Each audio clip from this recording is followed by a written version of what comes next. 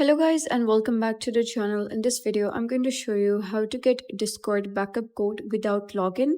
So let's get started.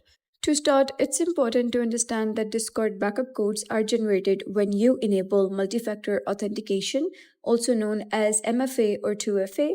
These codes are designed as a recovery method in case you lose access to your Authenticator app.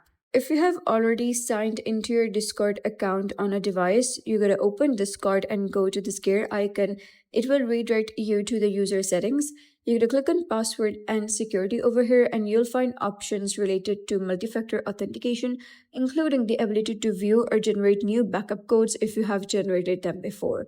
If you are not logged in and don't have access to your Authenticator app, check whether you previously saved your backup codes. Many users store them in a password manager, secure notes application, cloud storage folder, or a downloaded text file.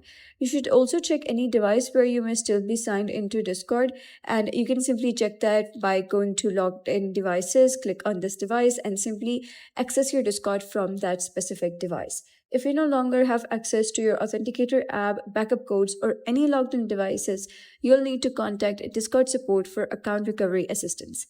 Keep in mind that Discord does not provide a way to retrieve previously generated backup codes without account access.